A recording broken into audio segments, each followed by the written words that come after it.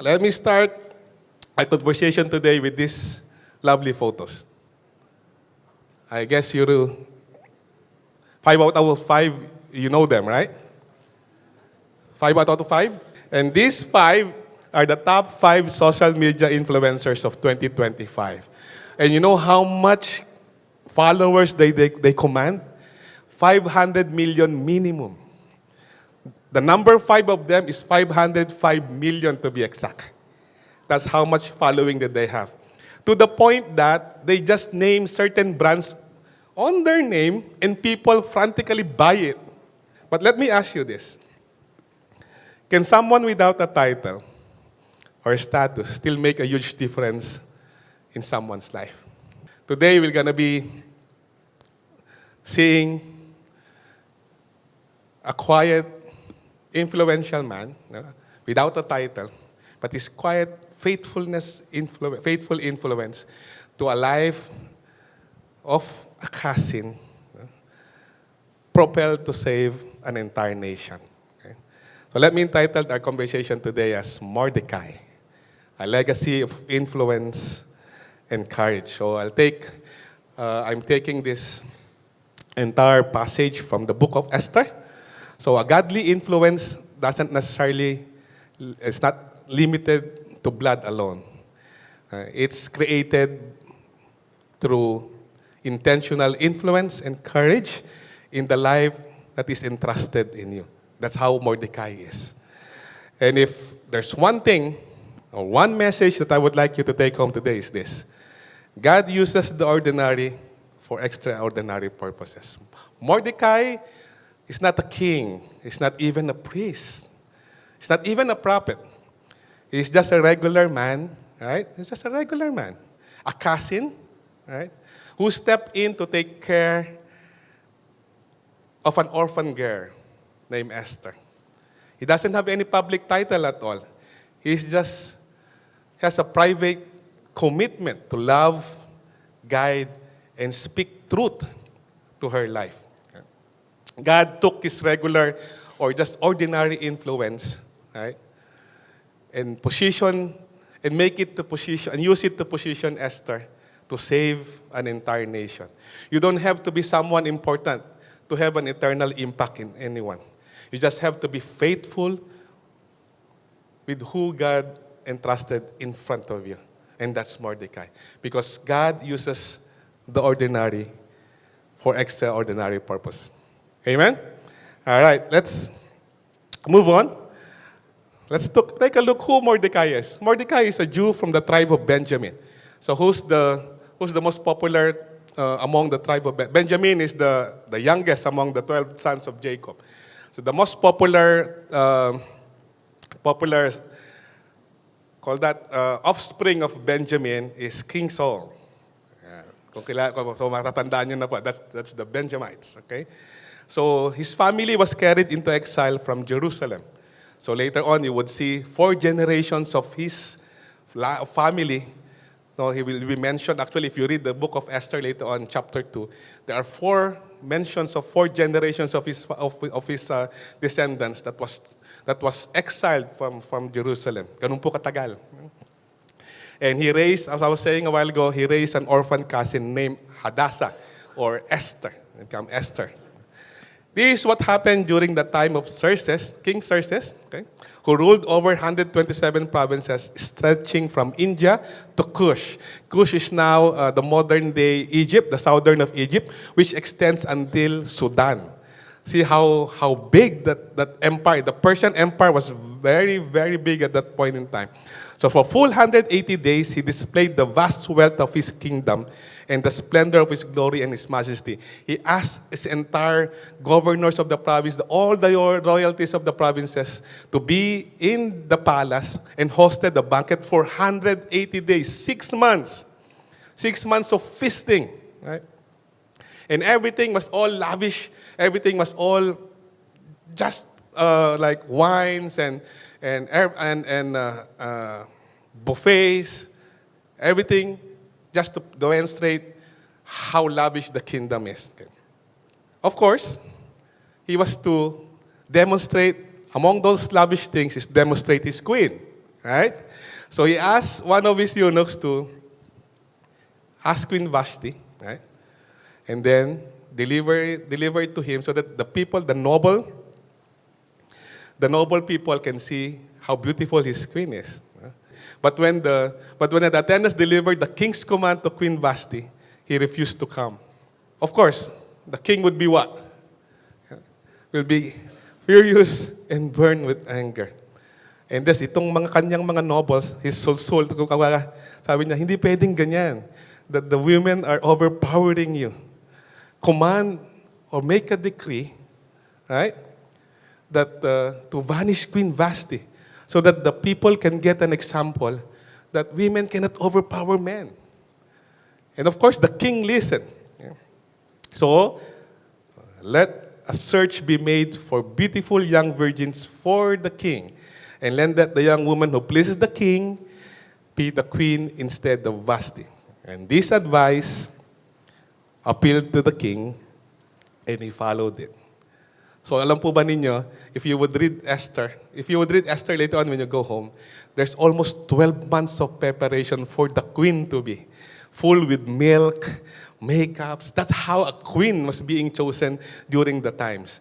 And Esther, or Hadassah, was one of them being ushered to the harem. We call it harem, or the place where they stage all those queens to be. All right, so we stop there. Now here's the story. The story of where the introduction of Mordecai. So there in the citadel of Susa, a Jew from the tribe of Benjamin, as I was saying a while ago, was named Mordecai. See, there were 4 generations: son of Jair, the son of Shimei, the son of Kish, who had been carried into exile to Jerusalem. This is 100 years after the exile. It's almost 100 years. That's why you see almost 4 generations of Mordecai has been mentioned. Okay? And those captive from Joachim, king of Judah. Okay? Mordecai is being explained here to be a cousin of Hadassah. So he brought up Hadassah because she was had neither father or mother. So this young woman, who was also known as Esther, had a lovely figure and was very beautiful. Mordecai stepped in like a father figure to this orphan girl, Esther, standing up like a protector, to guide and to love her. Taken her as his own daughter when her father and mother died. In today's very critical word that we have, absence, where absentee is a very big figure. Hindi na po dapat gano'n. Dati, we could say that when your father goes abroad, works in remember the 80s when it's very difficult to write. No? Now, I don't think why they would so call that there's an absentee figure. Either being a father, being a friend, or being like a mentor or mentee. There's no such thing today as an absentee. Why? Because technology is there already. Just a video call is already there. So presence is very much powerful in our life. Someone that you mentor, your family. Presence is very powerful because legacy begins when you choose to be present for someone who needs guidance, love, and leadership. It's very, very important. Same as Mordecai, he did to choose to take care of that orphan girl. Similarly to us right now, if either being a parent, being a father, your kids, or you're mentoring someone, or just being a friend. Being present is where it all begins. Offering yourself to mentor, to stand by in times of their need, is such a very powerful beginning of building such a healthy relationship with anyone. Then, you would notice Esther did not reveal her nationality and family background. Why? Actually, according to the text, because Mordecai forbidden it to do so. You would see how Esther, from growing up, was very obedient to the guidance of Mordecai. There would be some reason later on, probably, because I guess if you would notice from the time that they are in exile, they were not a thriving generation. They were just like together. Some of the Jews were already went back. Remember, when King Cyrus, right, conquered Babylon, there was already an order for some to go back to Jerusalem. But these people are those who remain in that Persian Empire. So I guess there will be minority on that some cases, or there's some reason why he forbid Esther to tell so. Later on, we will know the reason. Okay. So during that selection, see, this is the time that that Esther was already chosen to be part of the virgins. So every day, he walked back and forth near the courtyard of the harem to find how Esther was and what is happening to her. The guidance, see the presence of Mordecai's life, see Mordecai's presence in the life of Esther. Even though he knows that someday God will be using Esther for that purpose. He didn't leave that site. Every day is for them. Mordecai is there to see how Esther is doing. I remember what I said a while ago. Choosing of the queen takes 12 months of rigorous training. Probably parang beauty queen, parang beauty title, question and answer. Because there will be a time that you will be facing the queen, facing the king, and you will be selected. All of those, they will be assigned into different eunuchs and being trained, being washed, all the lavish of the kingdom until the day that one will be chosen. But one of that command by Mordecai is that, okay, present yourself, but never, never tell your nationality. And Esther, of course, being obedient, had kept the secret of her family background and nationality, just as Mordecai had told her to do so. And she continued to follow Mordecai's instruction as she had done when he was bringing her up. See the influence of Mordecai, the guidance of Mordecai, the obedient life of Esther, taking care of Mordecai. Even given that status, already, is him positioning Esther to that status, and yet he still followed what Mordecai's instruction is. Because legacy grows when you lead with wisdom. Wisdom and not control. When you build with trust through time and truth. Mga kapatid, we don't live a legacy of imposing or for controlling. Okay? We share wisdom to our kids. We guide them to the path of what the Bible says, not to the point that we control them of what they want to do or what they need to do or what they want to become. It will be the trust that you would gain with your kids or with your mentee or your mentor is through time. Trust through time. And it will happen as you build them up. As it's happened with Mordecai and Esther. From the day that Mordecai picked her up, instructed her, guided her, to the point that he's being chosen as a virgin to the king, he followed Mordecai to the letter. Okay. So, as the teleserye goes, right? Esther was chosen by the king to be the next queen of Persia. The next story, we're highlighted to the time when Queen na si Esther. This is the time when still the presence of Mordecai is always there. He's always sitting at the king's gate. Lagi siguro si Mordecai nandun every day, just making sure that Esther is being taken care of. And during that time, he heard two officers of the king plotting or conspiring to assassinate King Xerxes. Immediately Mordecai informed Esther about this, right? And then reported to the king about the assassination. And the credit was given to Mordecai. These two guys were punished because of the assassination. So what happened? Giving credit to Mordecai. Let's hold your thoughts on that. Tingnan natin kung ano yung credit na binigay kay Mordecai. Right? When you read the next chapter, then we come to the next story of our story. Haman is introduced to the story of Esther. Now the villain is being introduced. Haman is an Agathite or a Canaanite. If you would read 1 Samuel chapter 15, ito yung mga kalaban ng mga Diyos. Si King Agar, when Samuel killed King Agar in front of the many people. So you could read that. There's a parallel story about that. So probably, Haman was very, very, very angry of any decent of Jew. Kasi may ancestry ka ng Jew, galit siya. He was introduced as an Agathite. So he was elevated as the second in command. So we have Queen Esther now. Now Haman was taken out of his nobles, the king, to be second in command. Kung mayroon kang president, siya na ngayon yung prime minister. Alright? So now, his first decree was like, for everyone of the kingdom to bow in front of him. And of course, our main character, Mordecai, didn't.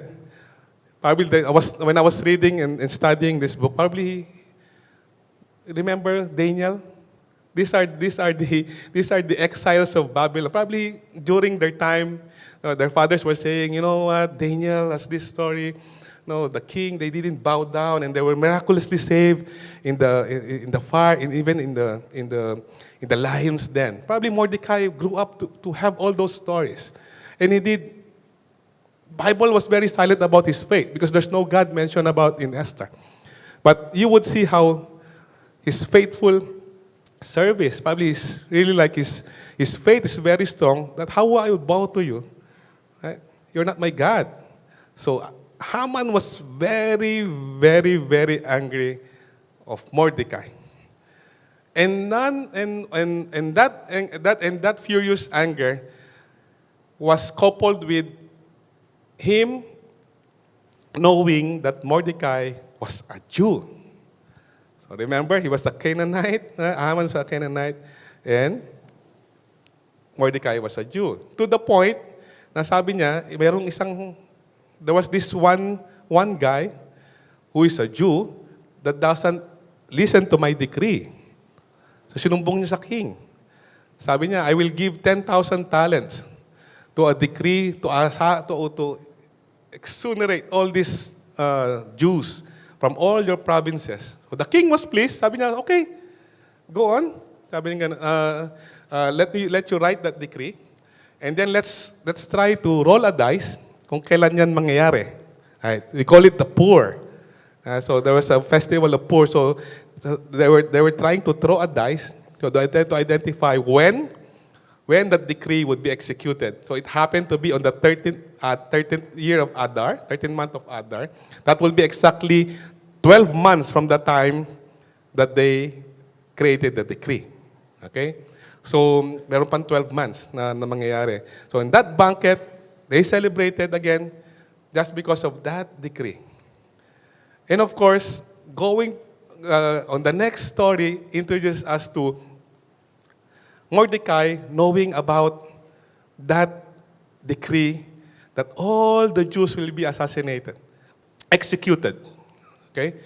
So of course, Mordecai being a Jew, took off his clothes, wear a sackcloth, ran into the king's gate, and that's the only way that he could go until the king's gate.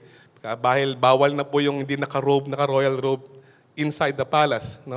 And then all these helpers of Esther will notice that your cousin Mordecai is outside in a sackcloth. What's happening? So Esther ordered a new set of clothes to cover Mordecai. But Mordecai was very adamant of that because of in 12 months, all of his lineage will be executed in all the provinces of Persia. Then what he did was tell Esther, there was a decree that all our ancestry will be executed in 12 months' time. So when the eunuch of Esther told that to Esther, he was very worried. Esther was very worried because all the king's officials and people of the royal province, or any man or any woman who approaches the king of the inner court without being summoned, there was one law. If you enter the king's quarters, there's one law. Without you being summoned, automatically it's death. Because Mordecai is asking Esther, come on, summon to the king, plead to the king to take out this decree. But Esther was very afraid. Because she knows, even if she's the beautiful queen, the one being revered by the king, that there's only one but law. But if you enter inside that king's gate, or even that palace, without the scepter of the king, right, being handed over to you, you'll be dead. Okay. But 30 days have passed since that I was called by. Sabi ni Esther, 30 days na mula nang pinatawag ako ni king. And I cannot just go there and then plead mercy on our behalf. Okay. So when Esther's words were reported back to Mordecai, and Mordecai sent back this answer. Do not think that because you are in the king's house, you alone of all the Jews will be spared. Look at that wisdom from Mordecai. He was trying to spur up Esther. Not controlling Esther, but trying to put wisdom into the minds of Esther. You don't know. All along you thought you'll be spared of that decree, even though you're in the king's house. And that influence, that small influence of courage, spur up Esther. Sabi nga ni Mordecai, for if you remain silent at this time, kahit naman daw po, if you remain silent, if Esther has chosen to remain silent, deliverance for the Jews will arise from other places. See how he didn't mention about God, but this is how God was delivering them day after day, right? From Babylon, from exile. So if we become silent, if you don't feel courageous at this point in time, don't worry, right? Don't worry, because deliverance will be coming from somewhere else. Okay, but your father's family will perish. I mean, the descendants, all our descendants will just perish. And who knows, but that you have come to this royal position for such a time like this. So Mordecai is just reminding Esther what extraordinary purpose you have done, you would have become. My ordinary influence have positioned you to the place such as this in order to save our entire nation. With that courage, parang if you are the queen at that time, parang requesting to a king, even if you are the most revered queen. Remember, he's not the only queen. There's a lot of ladies in the harem. I mean, he could just replace it like Vashti. That's why they're very careful. But with the courage that was given as an influence by Mordecai, here's the response of Esther. You would love the response of Esther. Then Esther sent this reply to Mordecai, go. Gather all the Jews who are in Susa and fast for me. Go and gather everyone. Pray. There's no mention about pray. Probably it's about that. Go and pray. Fast for me. Right? And when this is done, I will go to the king, even though it's against the law. And this is what these two words was really very touching. If you're watching a movie, probably crying into her knees. If I perish, I perish. So he would see the influence of sometimes being a father or being a mentor, a mentee. It's not about all comforting. Sometimes it's about asking someone to step up. Be courageous in the things that they will choose. Minsan kasi sa atin as being a dad or being someone that you're being asked for, you become very comforting. Sometimes we need to challenge them. Go.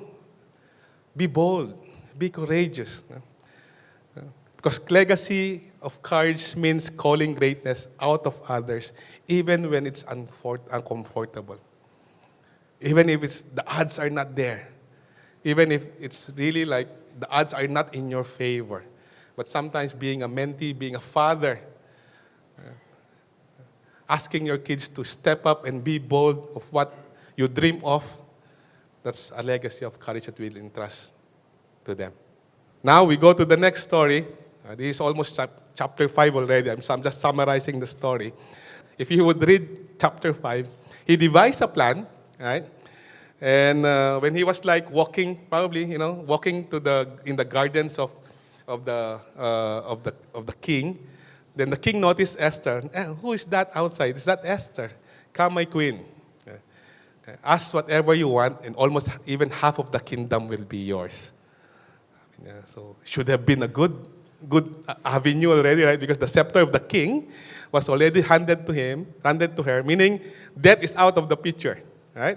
Immediately, supposedly, Esther could have asked, there's a decree that is given that all my ancestry will be eliminated. No, he devised something different. What he asked was, if the king favors me, I would like to I'll prepare a dinner for you and Haman. Now, he put Haman in the story. I don't know why, but it was a very, very good tactic. The Bible doesn't mention that Mordecai and Esther talk about it, but it's through wisdom probably that Esther is being imparted in Esther. Okay, let me start with doing this. Being patient, being step by step, rather than being very comfortable immediately with the king. Okay, if that's what you have requested, ask Haman to be here. Of course, Haman was very, very happy. Was very happy that only him and the king was requested for a banquet. So went home. Haman and the king went for a banquet. Okay? And after that, the king again asked Esther, even half of the kingdom will be yours. What's the request of my queen? If you favor me, sabi na naman ni Esther, let me host another banquet for you and Haman. Second time. So Haman went home, went to his friends and tell, you know what? I was invited in the kingdom with me only and the king being hosted by the queen. So what do you want? What do you think? I hate really this Mordecai. I went past by and he didn't really kneel down and bow down in front of me. Then his friends were saying, why don't you set up a very tall pole? Sabi niya, that's a good suggestion. All right. So nagpatayo siya ng mataas na pole for his plan to impale Mordecai down there at the 12th day. Yan ang plano niya. All right? Okay. So on the next scene, the king cannot sleep. Suddenly, the king cannot sleep. And then he asked his secretary, he said, what did we give Mordecai when there was some plot of assassination was on me? Anong binigay nating reward kay Mordecai? And the secretary was saying, there's no gift or reward that was given to Mordecai, your king. Really? Why we didn't give any reward to Mordecai? And suddenly Haman was passing by again. Was passing by through the king's court. He said, who is there outside? Haman, you're the king. Okay, let him in. Then he asked Haman, what do you think should we give as a reward to someone who have done good thing for the king? And he thought it is him that is gonna be honored of that. I said, why don't you just, your king, why don't we make it majestic? Put your royal robe on him. Let him ride one of your finest horses. And let him drive into the city to be honored. That's what Haman was saying. Okay, the king was okay. That's a good suggestion. Ask Mordecai, bring him here. Bring me my robe and let him ride that horse and let him go around the city. He was very, very curious of Mordecai. All along he thought it was him who's gonna be fitting for that reward. Of course, ang utos ng hari, hindi nababali. So he ushered Mordecai, given that robe. You know what, mga kapatid? Even as we usher our kids, letting them grow up, reward will come in time. Reward will come in time. Your faithfulness in them, influencing them, would come in due time. Wag po kayo mapapag. Even for those who you step in as an ate, as a kuya, or even just a friend, reward on your faithfulness on them would come on time. Just be faithful. So just be faithful. With that note, we went now to the judgment of Haman. When Haman was like, dapat ako yun eh. So nung umuwi siya, sabi niya, he was very frustrated. Sabi ng asawa niya, tsaka kaibigan niya, wag mo nang ituloy ang balak mo kay Mordecai. Don't ever dare. He's getting powerful. Right? No, he's really furious of Mordecai that one day I will impale him on that pole that I created. So what happened is that the next request of the queen was to have another dinner, right? So he asked Haman again to be there. Okay. And then, now this time, it is very timely. Then the king asked, Esther, my queen, even half of the kingdom will be yours. What is your request? Now this time, it's Esther's revelation of her ancestry. There was a law that was created that will execute all of my family.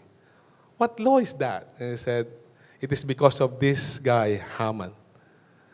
So the king was very furious, and Haman was really, you see that the teleserye was caught in the act that was creating something that will harm her queen and the entire nation of the Jews.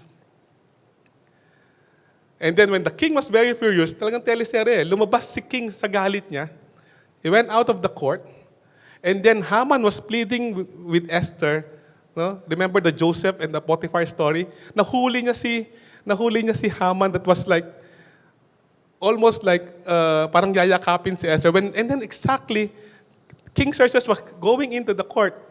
Even the queen, you're molesting the queen, Haman. When I was reading it, I was visualizing how when the king was very furious, probably went out of the court, no? Because his second in command was devising something to kill his queen. Out of his anger, he just went out. When he went in, no, he was almost like nayakapin na siguro sa sobrang pagmamakaawa ni Haman. He almost fell down in front of Esther, timely to the point that the king was going inside the court. Even my queen, you're molest Haman. At that word, Haman was ushered out of the king's court. And the same pole that was created for Mordecai to be impaled is the same pole that Haman was impaled. The reward for Mordecai came a little bit late. But the reward for the entire nation of his people was vindicated through the same guy that planned it. So after that, the king edict granted all the Jews in every city the right to assemble and protect themselves.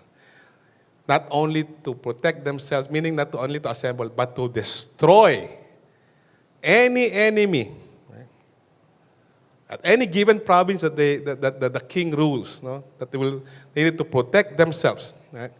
The women and the child, and plunder all the properties of their enemies. Immediately, the entire assets of Haman was transferred to the queen. After this, lahat.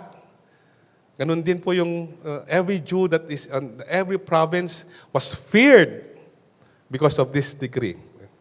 So when Mordecai was asked to be come in, right? He was wearing royal garments of blue and white, a large crown of gold and purple robe of fine linen. The city of Susa held a joyous celebration for the Jews, and it was time of happiness and joy, gladness and honor. That small influence and courage, positioned by God in the name of Esther to save an entire nation. The tribute of the empire, throughout the empire and throughout the distant shores, all the acts of power and might, together with the full account of the greatness of Mordecai. The secretaries of the court not even written the king's glory in all his majesty, even the activities or honoring Mordecai was all written in the annals of the king. So, after that, Mordecai was promoted, taking the, taking the reins of Haman. He became the second rank in king, very prominent among the Jews, held high esteem by his fellow Jews. At that time po, siguro, if you were a Jew, during after this, you were held in high esteem. Takot na takot po sila for every Jew that would come because they know what power is there with them. Power that was used not to harm others, but power used to exalt the glory of God. Not if you would to read it later, there's no God mentioned in Esther, but the work of God, the hand of God, was very present in every chapter of that story. This time, the people of his ancestry was elevated to that point, but you would see that how God is honored and glorified in their midst. Now, our ordinary Mordecai, who was just a Benjamite, who was just there, present, to take care of an orphan girl, is now second in command, held in high esteem in his fellow Jews, and helped establish the festival of Purim, which is being done until now, I guess, to celebrating the life of those Jews that was spared. In his honor, lifetime of legacy until now. Because God uses the ordinary for extraordinary purposes. Legacy is created by intentional influence, love and courage, position, helping you to position someone. Might be not you, but those people that you may have achieved. Kumusta mga kapatid? I have asked, technology is very good now. I asked AI, I said, AI, can you create me a poem that would summarize my entire message that I've written now? And Open Chat was very good at when I chat all my notes, and he had this. And he said, he had no title, wore no crown, just showed up when life broke down. He raised a girl, he shaped her way, with quiet love day after day. He spoke courage, calm and true. Perhaps this time was made for you. And through her life, a nation lived, because one man chose to give. So don't despise the quiet role. Your faithfulness can shape a soul. Just be faithful, mga kapatid. Always be faithful of those people in front of what God has placed in front of you. Either it will be your kids, someone you mentor, your uncle, your niece, your nephew, everyone. And I have this question for you. Probably gets you to think. Who made the biggest impact in your life? And did they even know it? So today I am given the privilege to honor one of my greatest Mordecai. So I call him Papa. So his grandfathers, his granddaughters and grandsons call him Tatay. He's just a plain lolo, uncle, and uncle to his nephews and niece. So, Pa, happy Father's Day. Yes, my dad. Thank you. Thank you for being a Mordecai to me. He will always tell us story that, alam nyo, ang tatay ninyo hindi nakatapos ng college.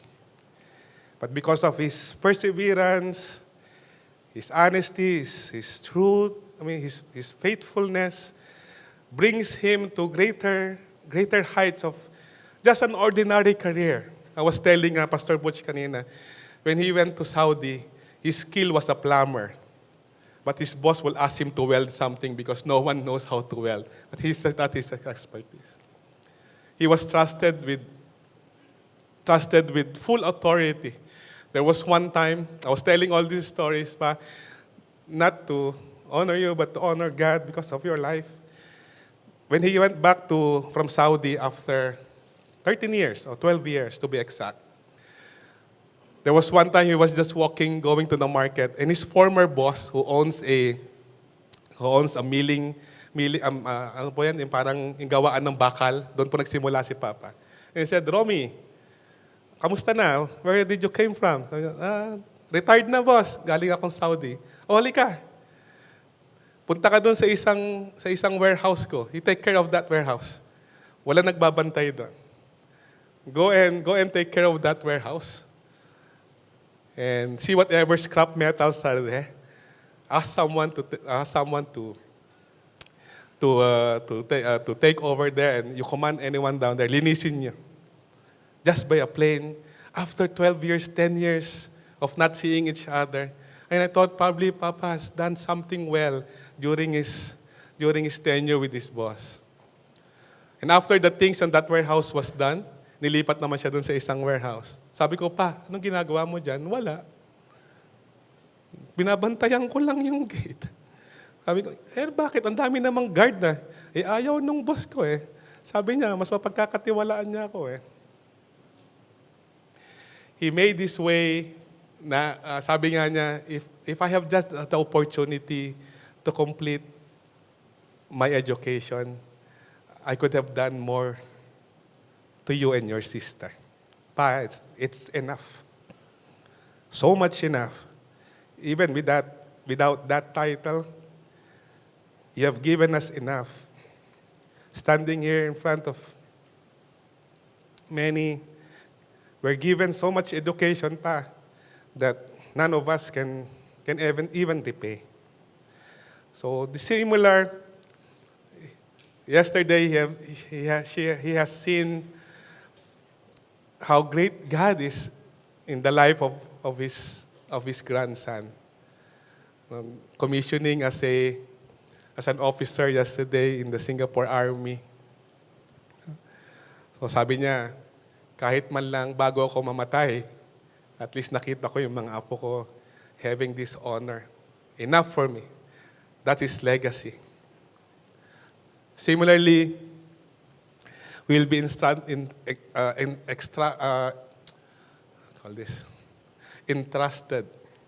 of someone in front of you. Those that have kids, they might not reap the harvest now, but time will come that you will benefit the rewards of your hard labor. It doesn't need the spotlight, mga kapatid. It doesn't need you to be prominent to leave a legacy. You just need love, wisdom, and courage to push them. And then they have some challenge for you is this. Be a Mordecai. Someone may need you, not only your kids. Or probably in every of us, we should be like Esther. Trustful, obedient. Be teachable. Kahit po sa edad namin ito, we still look up for some mentors. Even our ministry, we're looking up for mentors as well. And us being open anytime. Kids, young people, those people that is entrusted in front of you, you may not know. God has positioned them to bring you up to be like Esther. They may be ordinary. They may be someone without public title. But they have the private commitment to love you, teach you, and encourage you. Similarly, before I end, that's how God to us. The Father, the very, very good and loving Father to us. Broken as we are, He continued to love us. Mga kapatid, we have a very, very perfect Father. A perfect Mordecai, if I may say. If things go wrong, and everything doesn't come into place, we have Him. If all your earthly Mordecais are not around, we have a perfect and heavenly Father.